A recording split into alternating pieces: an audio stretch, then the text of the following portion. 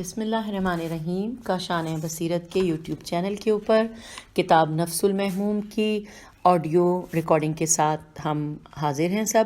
مل کر جو کتاب پڑھیں گے اس کا نام ہے، جو کہ مقاتل کی کتاب ہے، نفس المحموم، جس کے بالکل آخری جو پیجز ہیں جن کی طرف ہم گامزن ہیں، اور چند ہی ایک دو آڈیوز میں ہم اس کتاب کو مکمل بھی کر لیں گے. تو آئیے اس آڈیو میں، یعنی ابھی کی آڈیو نمبر 59 میں ہم پیج نمبر 540، یہ تو ہم نے 540 سے ہم پڑھنے کا آغاز کریں گے. اور پچھلی آڈیو میں ہم نے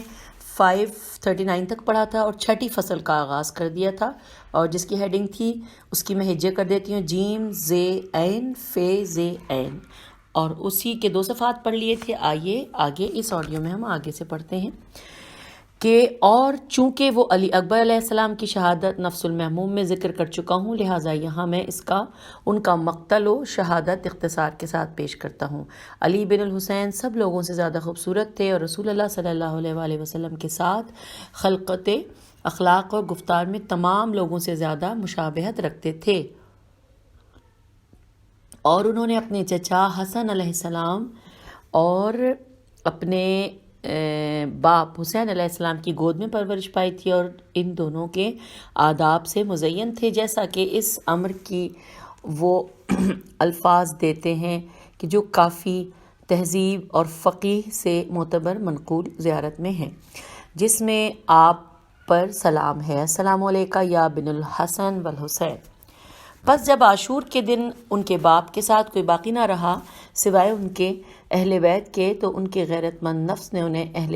غوایت و گمراہی کے گھڑ سواروں سے ٹکرانے پر ابھارا، اور ہاشمی حمیت نے انہیں حرکت دی اہل ضلالت کے ارواح کو شکار کرنے پر. تو آپ اس قوم کی طرف نکلے جبکہ وہ اپنی زرہ کے دامن زمین پر گھسیٹ رہے تھے، زندگی سے مایوس تھے، موت کا عزم بالجزم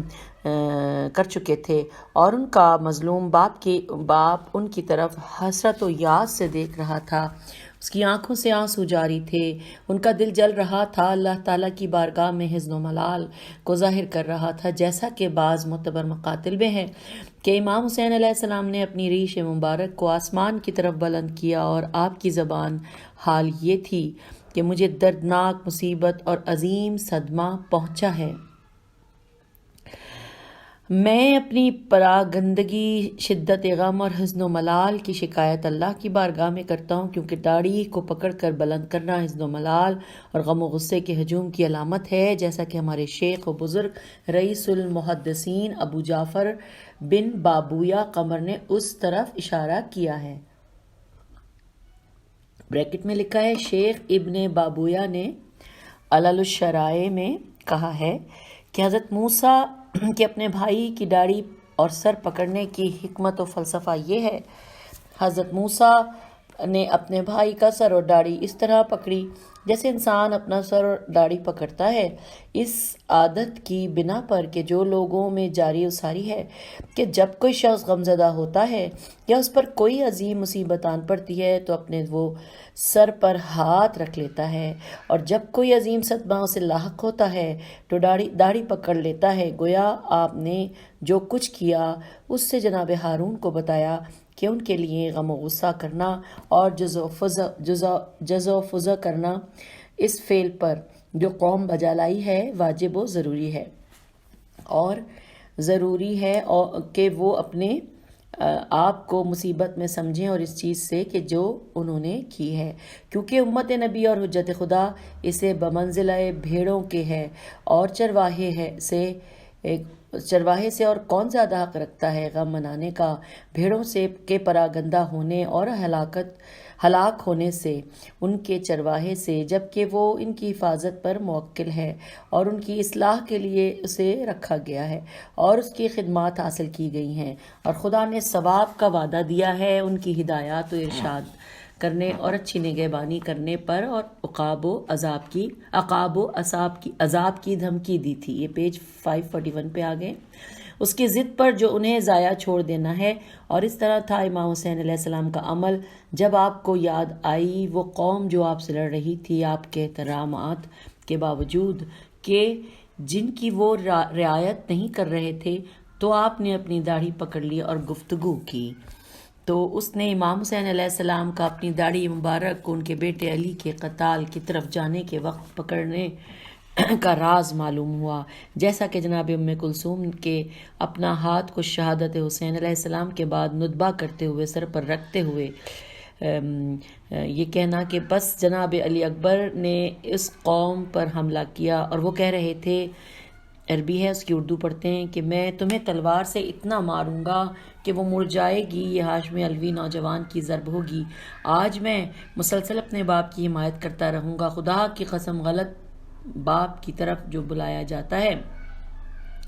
اس کے بیٹے کا حکم ہم پر نہیں چلے گا۔ پس لوگوں کو ان کی جگہ سے ہٹا دیا اور انہیں ان کے امان و مواضع سے اٹھایا، یہاں تک کہ پیاس کے باوجود 124 ناریوں کو فن نار کیا۔ ابو الفراج کہتا ہے کہ آپ ان پر حملہ کرنے لگتے، پھر اپنے باپ کی طرف پلٹ آتے اور کہتے، بابا پیاس، اور حسین علیہ السلام ان سے کہتے، میرے پیارے صبر کرو، تم شام نہیں کرو گے یہاں تک کہ رسول اللہ صلی اللہ علیہ وآلہ وسلم تمہیں اپنے مخصوص پیالے سے سیراب کریں گے۔ اور وہ جناب یک کے بعد دیگرے حملہ کرنے لگا، یہاں تک کہ انہیں ایسا تیر مارا گیا کہ جو آپ کے حلق میں لگا، بس اسے پھاڑ دیا، اور وہ جناب اپنے خون میں لوٹنے پوٹنے لگے۔ اس کے بعد پکارا، اے بابا، آپ پر میرا سلام، یہ میرے نانا رسول اللہ صلی اللہ علیہ وآلہ وسلم ہیں جو آپ کو سلام دے رہے ہیں اور کہہ رہے ہیں جلدی ہمارے پاس آئے۔ اور شہزادے نے ایک چیخ ماری اور دنیا سے جدا ہو گئے۔ یہ پیج 541 ہم نے ختم کیا اور چھٹی فصل کا بھی اختتام ہوا، اور اب آئیے پیج 544 پڑھتے ہیں 7ویں فصل کہ جس کی ہیڈنگ ہے نصرت ابو طالب علیہ السلام۔ نصرت ابو طالب علیہ السلام۔ اصل سیر و اخبار نے روایت کی ہے کہ نبی اکرم صلی اللہ علیہ وآلہ وسلم قریش کے ایک گروہ کے نزدیک سے گزرے جنہوں نے ایک اونٹ کو سخر کر رکھا تھا کہ جس کا نام وہ فہیرہ رکھتے تھے، اور اسے کعبے کے گرد کے بتوں کے لیے قرار دیتے تھے۔ آپ نے ان پر سلام نہ کیا یہاں تک کہ آپ دادا سندو تک پہنچ گئے، اور مکے میں ایک جگہ ہے کہ جسے قصی بن کلب نے بنایا تھا، اور یہ ایک ایسا مکان تھا کہ جس میں اہل مکہ مشورے کے لیے جمع ہوتے تھے، اور بعد میں انہوں نے اسے اپنے بیٹے عبدالدار کے لیے قرار دیا، اور وہ آج کل مسجد الحرام سے ملا ہوا ہے۔ معاویہ نے اسے خرید کر دارالامارہ بنا لیا تھا، پھر بعد میں اسے مسجد کا حصہ بنا دیا گیا۔ تو قریش نے کہا کہ کیا ابن ابی قبضہ کاف بے سے ہے، اور بریکٹ میں لکھا ہے رسالت میں آپ کو کفار قریش اس نام سے پکارتے تھے، ابو قصبہ سردار کا باپ۔ اچھا، وہاں لکھا ہے قبضہ اور بریکٹ کے اندر لکھا ہے قصبہ، یعنی کاف سے بے ہے۔ چلیے آگے پڑھتے ہیں۔ ہمارے قریب سے گزرتا ہے اور ہم پر سلام نہیں کرتا، پس کون اس کے پاس جاتا اور اس کی نماز خراب کرتا ہے؟ تو عبداللہ بن زبعری زیب این رے چھوٹی سہمی نے کہا میں ایسا کروں گا، اور اس نے گوبر اور خون لے کر نبی صلی اللہ علیہ وآلہ وسلم تک پہنچا جبکہ آپ سجدے میں تھے، پس اس نے آپ کے لباس کو اس سے بھر دیا۔ پس نبی اکرم صلی اللہ علیہ وآلہ وسلم واپس آئے، یہاں تک کہ اپنے چچا ابو طالب تک آئے اور کہا کہ اے چچا میں کون ہوں؟ آپ نے کہا کیوں اے پیارے بھتیجے؟ تو حضور نے وہ قصہ بیان کیا۔ جناب ابو طالب نے کہا کہ آپ نے انہیں کہاں چھوڑا ہے؟ آپ نے فرمایا وادی ابتح الف بے توئے میں۔ تو جناب ابو طالب نے اپنی قوم کو پکارا، اے آل عبد المطلب، اے آل ہاشم، اے آل عبد مناف، پس ہر طرف سے لبیک لبیک کہتے ہوئے آگے بڑھے۔ تو ابو طالب نے ان سے کہا کہ تم کتنے ہو؟ انہوں نے کہا 40 جوان۔ کہا کہ اپنے ہتھیار اٹھا لو۔ انہوں نے اپنے ہتھیار اٹھا لیے، پس انہیں لے کر چلے یہاں تک کہ ان تک پہنچ گئے۔ جب قریش نے ابو طالب کو آتے دیکھا تو چاہا کہ پراگندہ ہو جائیں، تو ابو طالب نے کہا اے مکان کے مالک کی قسم، یہ بریکٹ میں ہے کعبہ، تم میں سے کوئی شخص اپنی جگہ سے نہیں اٹھے گا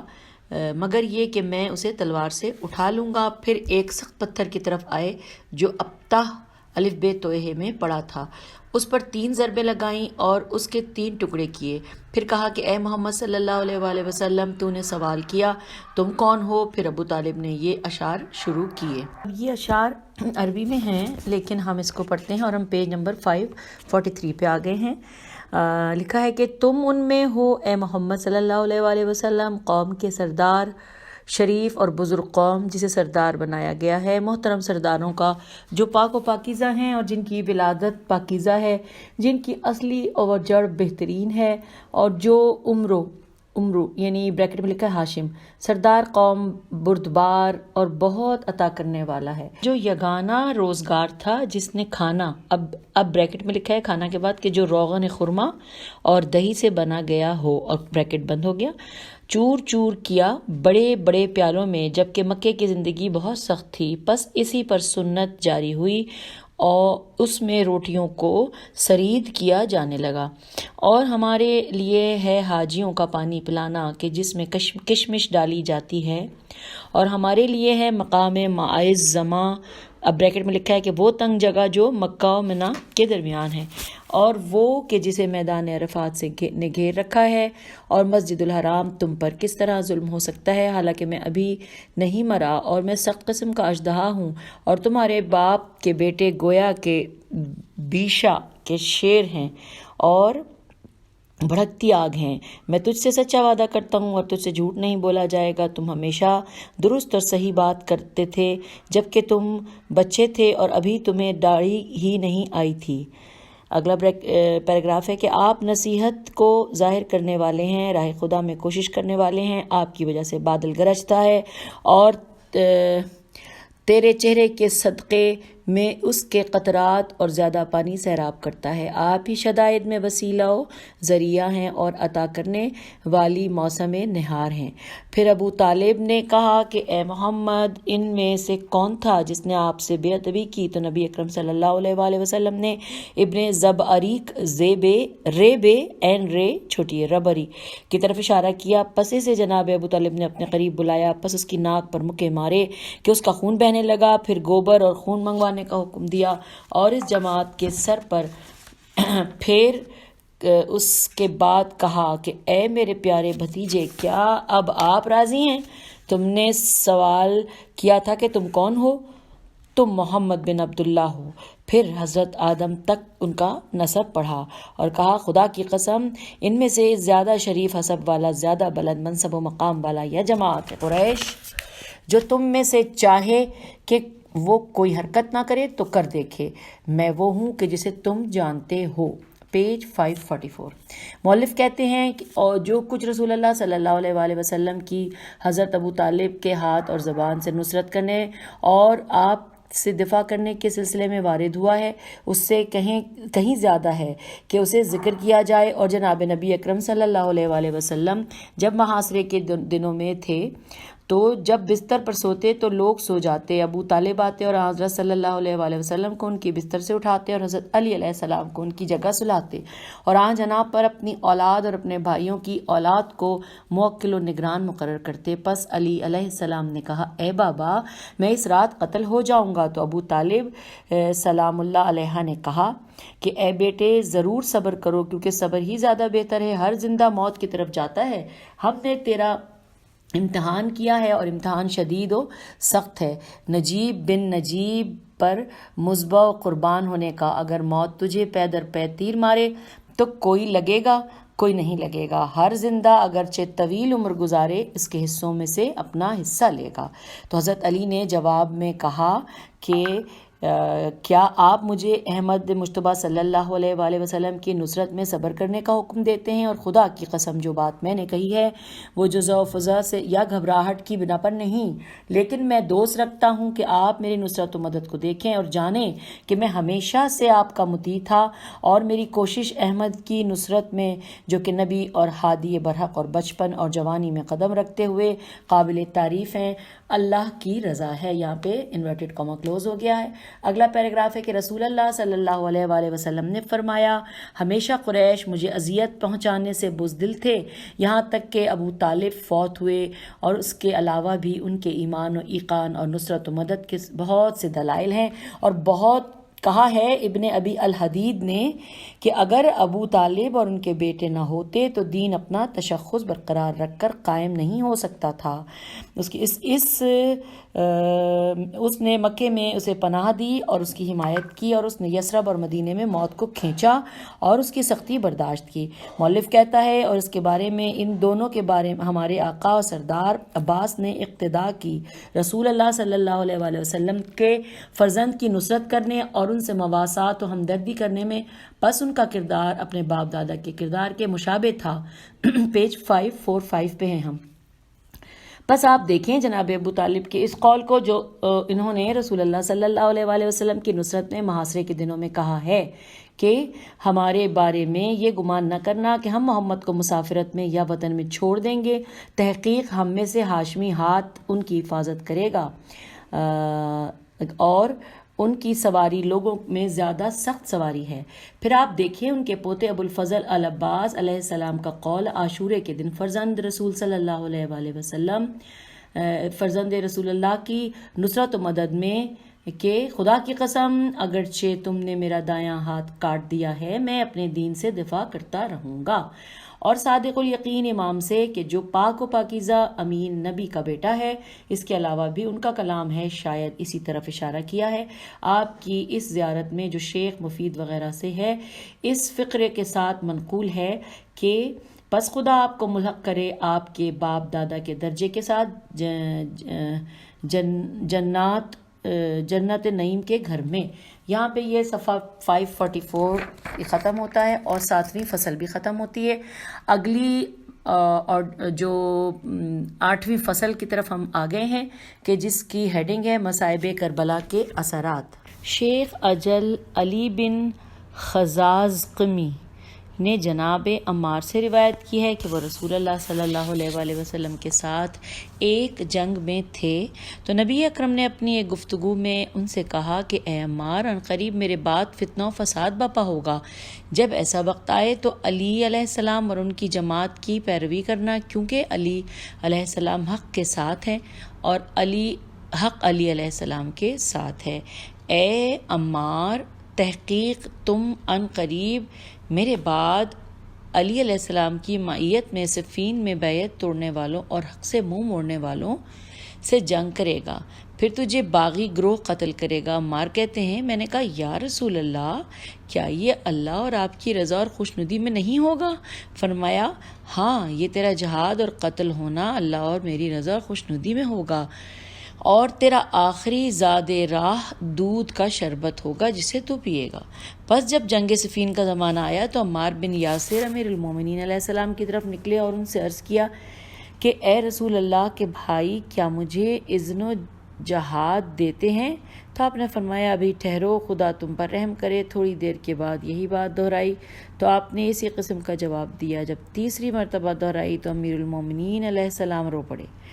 تو عمار نے آپ کی طرف دیکھا اور عرض کیا یا امیر المومنین، یہ وہی دن ہے کہ جس کے بارے میں مجھ سے رسول اللہ صلی اللہ علیہ وآلہ وسلم نے بتایا تھا۔ بس امیر المومنین اپنی سواری سے اترے اور عمار سے معانقہ کیا اور انہیں وداع کیا۔ اس کے بعد فرمایا اے ابو یقظان، خدا تمہیں اللہ اور اپنے نبی کی طرف سے جزائے خیر دے، تم اچھے بھائی تھے اور تم اچھے ساتھی تھے۔ پھر آپ بھی رونے لگے اور عمار بھی رو پڑے۔ اس کے بعد کہا خدا کی قسم اے امیر المومنین، میں نے آپ کی اتباع نہیں کی مگر بصیرت کے ساتھ، کیونکہ میں نے رسول اللہ صلی اللہ علیہ وآلہ وسلم کو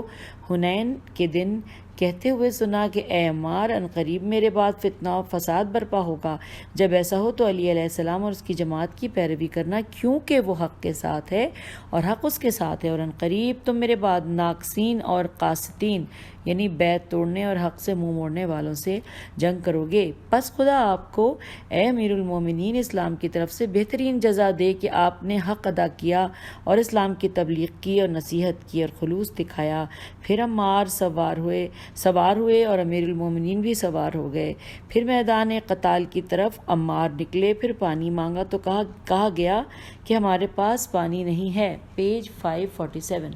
پس انصار میں سے ایک شخص اٹھا اور انہیں دودھ کا شربت پلایا۔ عمار نے اسے پی لیا، پھر کہا اسی طرح مجھ سے رسول صلی اللہ علیہ وآلہ وسلم نے وعدہ کیا تھا کہ دنیا میں سے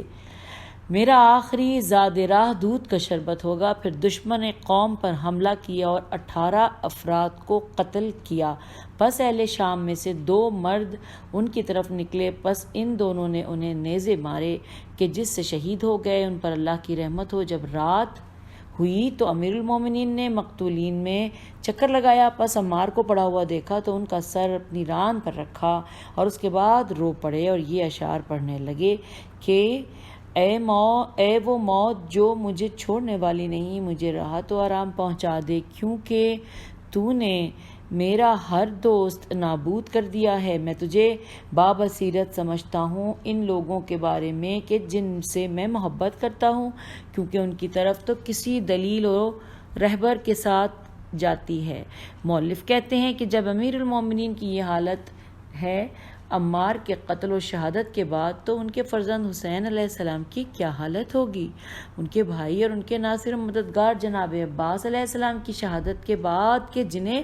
آپ نے زمین پر اس حالت میں دیکھا کہ ان کے ہاتھ کٹے ہوئے ہیں اور دونوں رخسار خاک و آلود ہیں، جو خون میں لت پت چٹیل میدان میں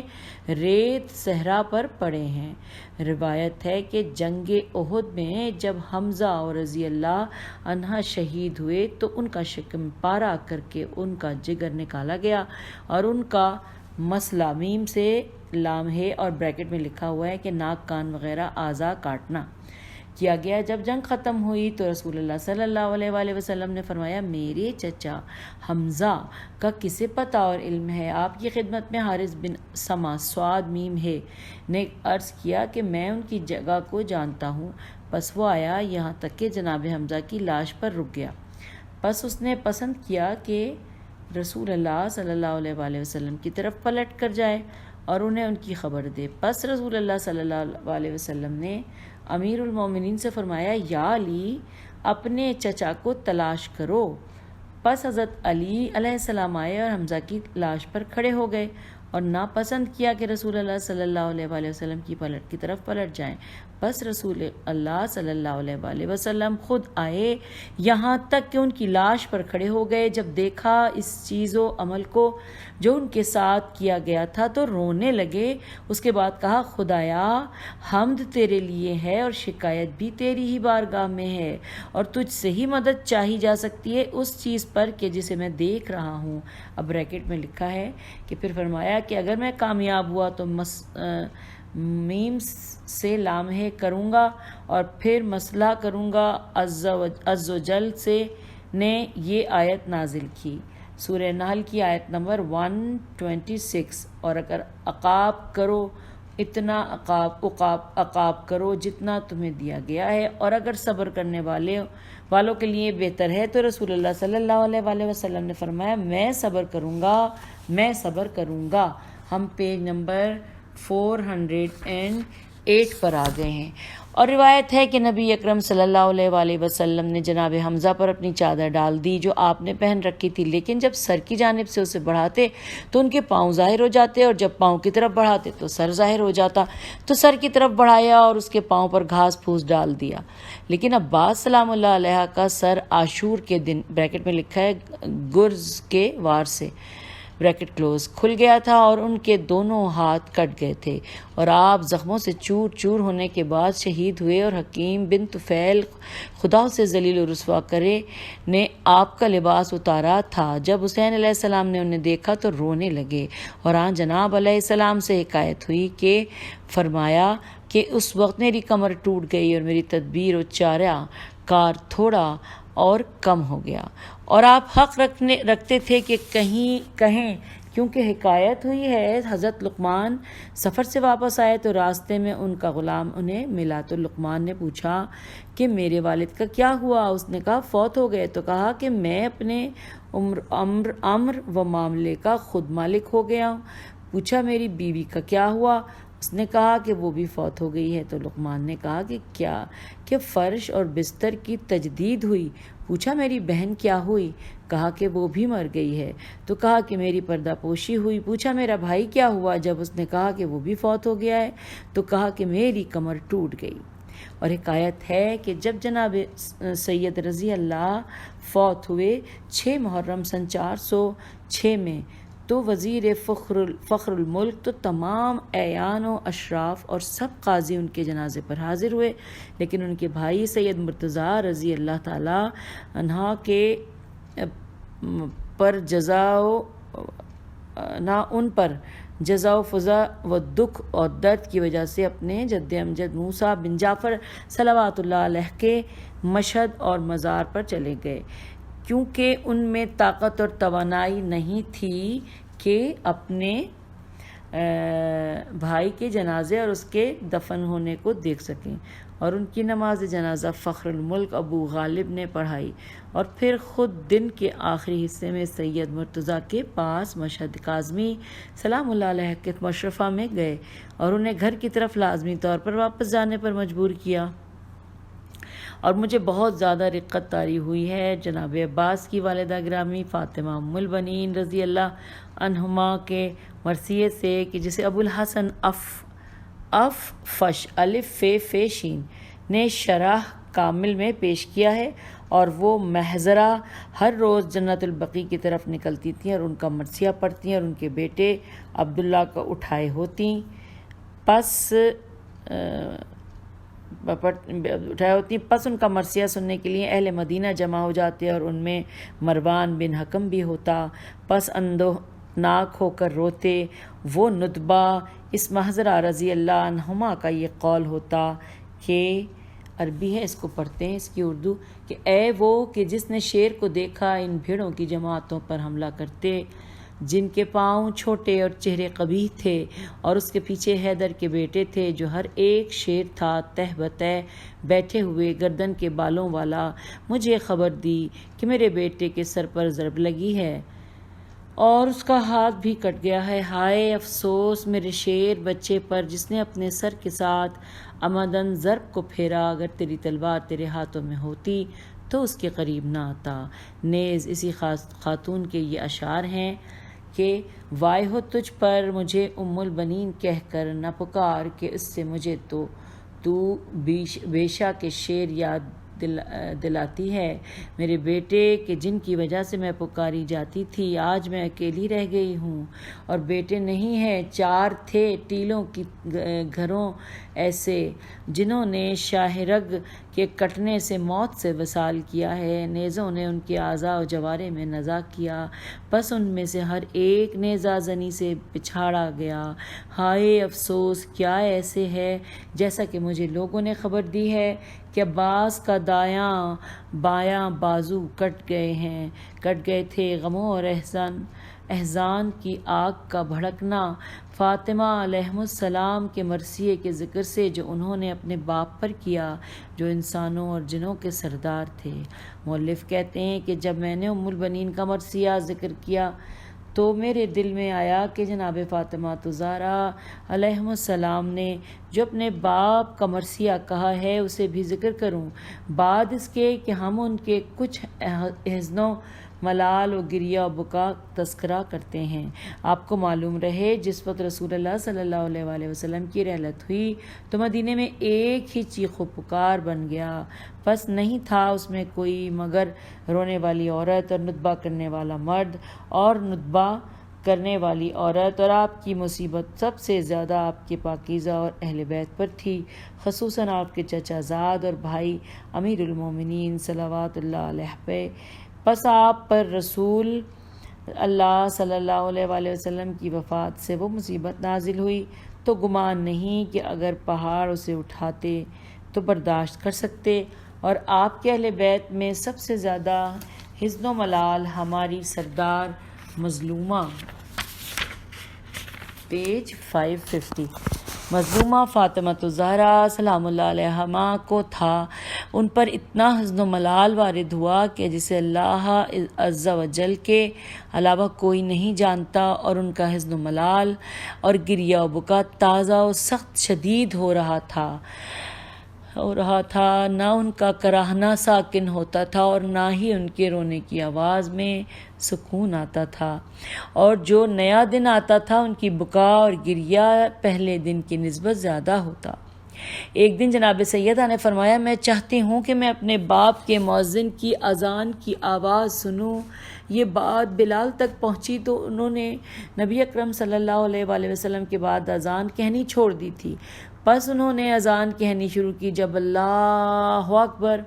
اللہ اکبر کہا تو جناب سیدہ علیہ السلام کو اپنے باپ اور ان کا زمانہ یاد آیا، پس گریے پر قابو نہ پا سکی۔ جب بلال اپنے قول اشہد ان محمد رسول اللہ تک پہنچے تو فاطمہ سلام اللہ علیہا نے چیخ ماری اور منہ کے بل گر پڑی اور بے ہوش ہو گئی۔ پس لوگوں نے بلال سے کہا رک جاؤ اے بلال، رسول اللہ صلی اللہ علیہ وآلہ وسلم کی بیٹی دنیا سے جدا ہو گئی اور انہیں گمان ہوا کہ آپ فوت ہو گئی۔ پس بلال نے اذان توڑ دی اور اسے مکمل نہ کیا۔ جب جناب فاطمہ علیہ السلام کو فاقہ ہوا تو بلال نے خواہش کی کہ وہ اذان کو مکمل کریں، تو بلال نے ایسا نہ کیا اور عرض کیا کہ اے خواتین کی سردار، مجھے اس چیز سے خوف ہے جو آپ اپنے نفس پر وارد کر لیتی ہیں جب میری اذان کی آواز سنتی ہیں۔ پس جناب سیدہ نے انہیں معاف کر دیا۔ اس سے راوی کہتا ہے کہ آپ باپ کی باغ کے بعد ہمیشہ سر پر پٹی باندھے رہتی اور کمزور جسم ہو گئیں، آپ ہڈیوں کا ڈھانچہ ہو گئیں،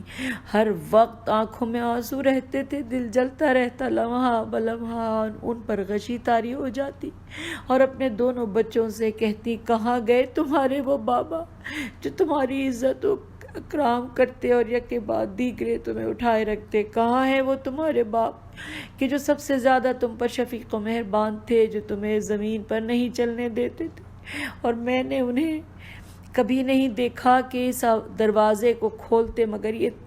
تمہیں کندھوں پر اٹھائے ہوئے، جیسا کہ ویسے بھی تمہارے ساتھ ان کا یہی رد عمل تھا۔ اس آڈیو کو یہیں پر روک دیتے ہیں اور اگلی آڈیو میں اس سے آگے پڑھیں گے۔ خدا حافظ، فی امان اللہ۔